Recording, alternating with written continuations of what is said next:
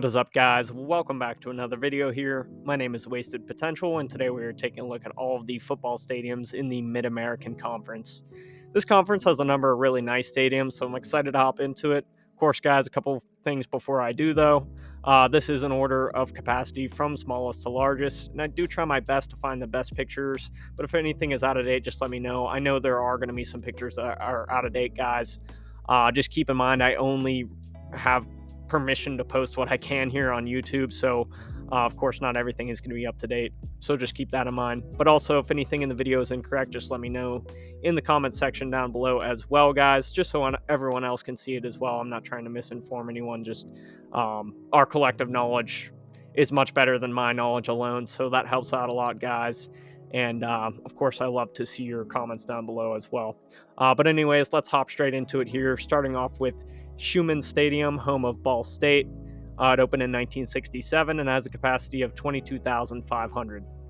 Originally, just has the grandstands at each sideline, with seating in the south end zone being added in a renovation in the 1990s, while the lawn seating area in the north end zone was part of a $13 million renovation in 2007. That also added new concession stands, lighting improvements, and added a larger press box with luxury seating. They also added a new video board in 2013. I couldn't find anything more recent about a video board, but if anyone knows anything about that, feel free to let me know. Overall, I like the stadium.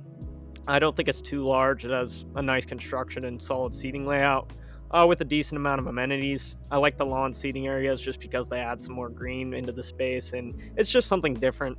Schuman probably had its best year in 2008 when Ball State started off their season 12-0 before losing to Buffalo and Tulsa in the MAC championship game and GMAC Bowl, respectively. Ball State averaged 21,000 fans at home games that season, and that's Schuman Stadium, home of Ball State. Up next on the list is Husky Stadium, not to be confused with Husky Stadium, home of Washington. Husky Stadium is home of Northern Illinois University. It was built in 1965 and houses a capacity of 24,000. The original stadium just had a concrete grandstand on the west sideline and temporary seating on the east. A 1995 renovation added a grandstand to the east and removed the temporary seating. This is why both grandstands match each other in size but look different in style and age. I did find some articles about a more recent renovation to upgrade amenities and to bring the capacity up to 30 or 35K. However, those rumors and renderings, they go back as far as 10 years ago, and I couldn't find anything definitive recently, so I'm not sure where that's at as of right now. But taking a look at the stadium, I do like the size and layout of the seating, and the athletics complex in the north end zone looks very nice as well. They do have a Jumbotron located in the south end zone that looks to be a good size. Again, not sure when that was recently updated, if it was. Overall, really nice stadium, and that's Husky Stadium, home of NIU. Next up is Doyt Stadium. Hopefully I'm saying this right. Home of Bowling Green. It also has a capacity of 24,000 and was built in 1966, so just 1 year after NIU Stadium. Named after a very successful football coach and AD at the school, the stadium's first game was a 13-0 win over Dayton. The stadium originally had 2 large grandstands at each sideline and a smaller set at each end zone. Today, the large grandstands still remain. The seating at the north end zone was removed after a 2007 renovation that added the, again, hopefully I'm pronouncing this correctly, SIBO Center, which has seating for the band, luxury suites, and housing a training facility with offices for the athletic staff. The seating was removed in the north end zone to make room for merchandise stands and jumbotrons. And I'm sorry, that's at the south end zone. Correction. The stadium has packed in well over the listed capacity before, most notably in 1983 when the annual Toledo Bowling Green game saw 33,500 screaming fans enter the stadium. I just wonder how they managed to do that. I guess probably a lot of standing room seats. I'm not completely sure. I'll see if I can find any images of that. But I like the layout and the added chairback seating, and I think the SIBO Center has a really clean look to it that goes well with the stadium. Overall, everything that you could ask for at a stadium this size. That's Doyt Stadium, home of Bowling Green. Up next is Peden Stadium, home of Ohio University. It opened in 1929, and it's the third stadium on this list with a listed capacity at 24,000. Of course, the capacities at stadiums never seem to be exactly consistent down the board. Sometimes schools will just change them after not even announcing any changes to the stadium. One year it'll be different than the other, so it can be a little bit confusing, but I just stick with one source for all of them, so that keeps things consistent with me, guys. Of course, numbers will be different, so if anyone has any different numbers, you're more than welcome to comment that down below. But Peden Stadium was also named after a successful coach and athletic director, of course, this time at Ohio University, Don C. Peden. Originally, the stadium was just called Ohio Stadium. I'm not sure why that name wasn't kept. I feel like that wouldn't be confusing at all today. It's not like there's a more well-known Ohio Stadium out there or anything. Interestingly, the stadium was designed by the same firm that designed iconic stadiums like Fenway Park, the original Yankee Stadium, and Cleveland Stadium. Although the stadium has gone through some major changes since it was first opened with a capacity of 12,000.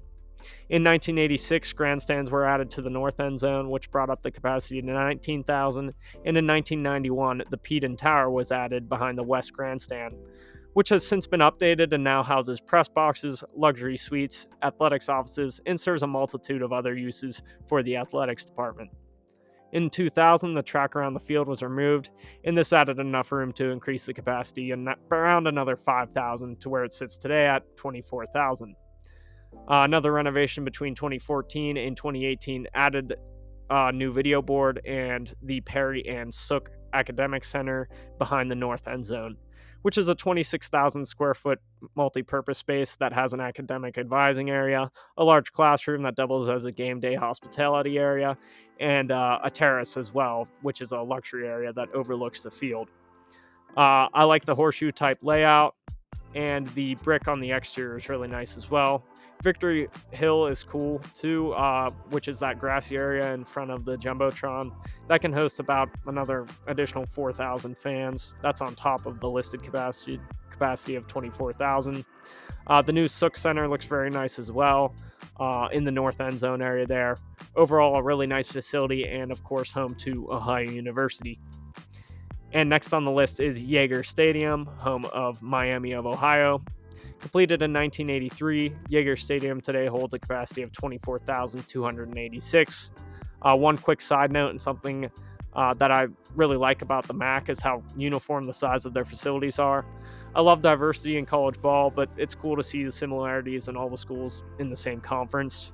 But back to Jagger Stadium, though. It's a bit hard to tell, but the east side grandstand has 20 less rows of seating than the west grandstand, so it's a little bit off. It's asymmetric there. You can see they added a complex in the north end zone as well. That houses offices and indoor practice field as well for the team. In the last photo, you can see what it looked like before that was added. There was also a Jumbotron at the south end zone. Of course, one of the most well-known players to call their home here is former Pittsburgh Steelers quarterback and known woman respecter Ben Roethlisberger, who on a more serious note really was amazing to watch there and brought a lot more notoriety to the historic program that is Miami of Ohio when he was drafted and saw success in the NFL. The Red Hawks have been around since 1895, and before Big Ben, they're probably most well known for being the cradle of coaches, with Woody Hayes and Paul Brown both calling it home, among others, including, interestingly enough, John Harbaugh and Sean McVay, who both played at Miami of Ohio. They played there. I don't believe either of them coached there, though. And something else I found interesting just while I was reading completely off the topic of this video, Sean McVay was Georgia's 4A Player of the Year in 2004.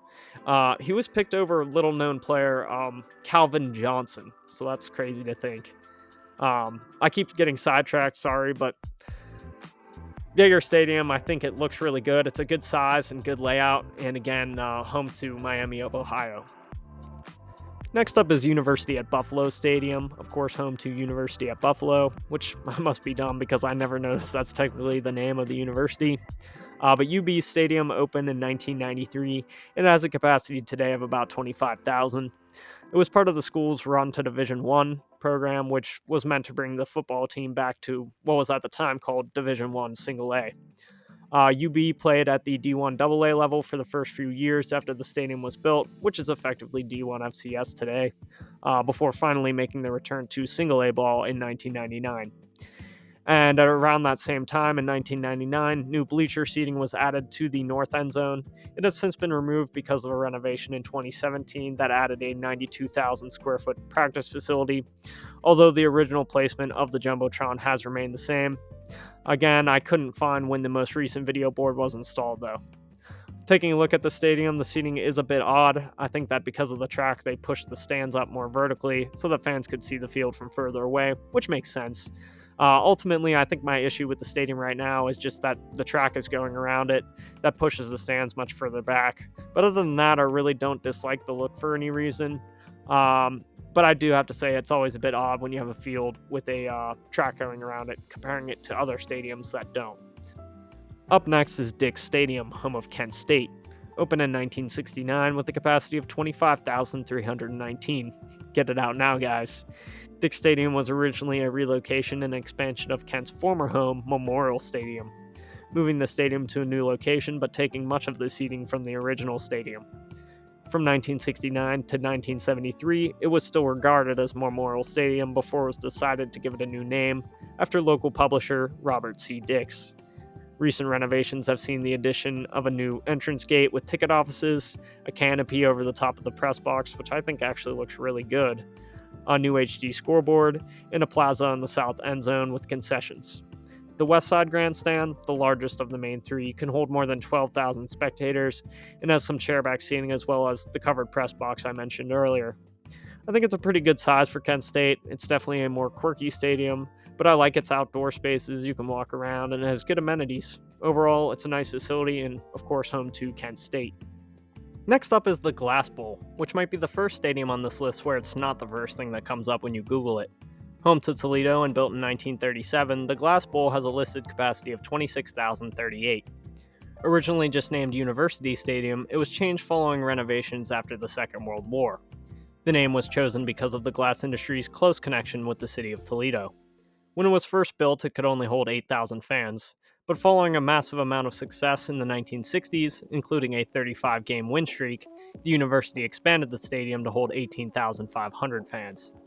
The largest expansion happened in 1990, though, which saw the university add second decks of seating to both sideline grandstands, as well as adding a 3-story press box building with 45 luxury suites and a 400-seat stadium club, as well as offices. The press box was the second largest in the country when it was built. The Larimer Athletic Complex was also part of the renovation, which sits at the north end zone, and I think it has a really nice look to it. A new video board and upgrades to concessions and facilities have also been added in recent years. I really like the layout of the stadium. The placement of the video board is great. There's a nice amount of luxury seating without getting in the way of the standard seating at all, and it just looks clean on the exterior and interior. And the second decks were designed well as well. Really nice job, and that's the Glass Bowl, home of University of Toledo. Up next is InfoCision Stadium, home of Akron. It was built in 2009 and has a capacity of 30,000. Akron used to play their games at the iconic Rubber Bowl, but the school eventually abandoned that stadium, citing upkeep costs as the reason for doing so. The new stadium they built went in a completely different direction, definitely taking on a more modern look. The stadium holds about 27,000 in the actual stands, and that grass area at the south end zone holds another 3,000. It has a really nice end zone facility at the north end zone as well, and that connects to the team's practice facility. I love the red brick that it's done up in. I think it's a quite similar look to the Glass Bowl, especially with its huge press tower that has multiple different club levels, housing 522 club seats and 38 luxury boxes, as well as 2 different bar areas and upscale concessions. I really like the look of the stadium. I think it's clean, and it won't look out of date in 10-15 years or so. The placement of the video board is nice as well, and it really does have all the amenities you could ask for in a facility this size. That's InfoCision Stadium, home of Akron. Up next is Rynearson Stadium, home of Eastern Michigan. Opened in 1969 with a capacity of 30,200. This and UB Stadium are the only two in the MAC with tracks around their field. This is named after Elton J. Rynearson Sr., who was a very well-known and successful football coach at the school and amassed 114 wins to only 58 losses. They added lighting to the field in 1974, mainly to host Detroit Wheels games. The Detroit Wheels were a pro football team who were part of the defunct World Football League. Interestingly, this might be the only stadium on this list that has never technically sold out. Its highest attendance was in 2008 when 26,188 fans packed in to see EMU beat Central Michigan in a 56-52 thriller. In Eastern's defense, they only expanded the seating to 30,000 in 1992 because D1 single A rules at the time said they had to increase the size to comply with their standards. Apart from the broken up bowl design, the stadium also has complexes behind each end zone, both being used for athletics. The larger of the two is the George Gervin Game Above Center, which I looked at in my Mac video, actually, my Mac basketball video, which houses Eastern's really nice basketball arena, as well as other athletics facilities. Of course, maybe the most well-known thing at EMU Stadium is the gray field. Added in the 2014 season, the gray field has its lovers and haters. I will say from personal experience, it doesn't show up the best on TV, but I'm really curious to know what it looks like in person. That might completely change my opinion on it, but I don't know. Overall, I like the facilities added around the stadium. The seating layout isn't bad at all. Of course, you don't like to see tarps over seating, but like I mentioned earlier, they're basically forced to add that because of the NCAA. I like the video board behind the one end zone as well. Honestly, probably a nice place to chill and watch high level football. That's Rynearson Stadium, home of Eastern Michigan. Next up is Waldo Stadium. Where's Waldo? Kalamazoo, apparently. Built in 1938 with a capacity also of 30,200. It's not named after the famous person, actually. It's named after Dwight B. Waldo, the first president at Western Michigan. Built at a cost of $250,000 in 1938, which is about $5.5 million today, and that actually includes the construction of their baseball field too, which is just crazy to think about. It originally had a track that went around the stadium that was later removed. In 1973, a renovation took the 15,000 seat stadium and added another 10,000 to bring it up to 25,000. And then another renovation in 1989 brought it up to where it's at today at 30,200. 325 club seats were added to the press box in 1995. And in 1998, the Bill Brown Alumni Football Center was added behind the one grandstand, which has locker rooms, offices, and weight rooms. In 2003, and I hope I'm pronouncing this correctly, the Saley Center was added to the northeast end zone, which houses the team's practice facility, but also holds a number of other uses, including having a large amount of club-style seating for game days. Western Michigan has done a good job continuing to make additions, like new video boards and sound system upgrades as well. I like the Saley Center, and I think it has that nice seating area is really unique. There's a nice amount of video board coverage there as well. The stadium layout as a whole is pretty solid, and the same goes for the exterior. It's nothing crazy, but it's not bad at all. I like all the updates that they're continuing to do here, and that's Waldo Stadium, home of Western Michigan.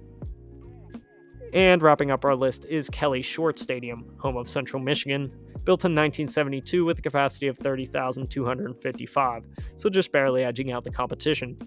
When it was completed, it could hold about 20,000 spectators and was actually named Perry Short Stadium. The name is dedicated to a Saginaw banker and generous donor who actually graduated from Central Michigan in 1900. The Kelly portion was later added for Bill Kelly, who coached the Chippewas from 1951 to 1966. A $28 million expansion in 1997 added 10,000 seats and added a two-tiered press box. The stadium saw the first artificial turf ever used in Michigan, but it was the last school in the MAC to actually add permanent lighting for night games, doing so in 2006. The complex in the north end zone houses training and equipment rooms, as well as the team's locker room. It was also connected to the team's practice facility via a tunnel. Overall, the design is pretty basic, and you really can't miss with that. The seating layout is simple and it looks clean. I like the north end zone complex, and its luxury seating areas are really cool. A nice stadium with nice overall amenities as well. That's a good way to close off our list. That's Kelly Short Stadium, home of Central Michigan. And I hope you guys enjoyed that list. I really enjoyed making this video. I'm enjoying this whole series, to be honest, and I hope you guys have been noticing things getting a little bit better as far as video quality goes and stuff. So if you guys have been and you enjoyed the video, please leave a like and subscribe. That would help out a ton. But you guys have been super supportive in the last couple weeks. We just passed 400 subscribers a couple days back, so that's awesome to see as well, guys. thank you all so much for helping me out with that stuff as well, and with any information down below in the comments as well. That always helps out a ton. So thanks again, guys, for checking out this video, and I hope to catch you in the next one.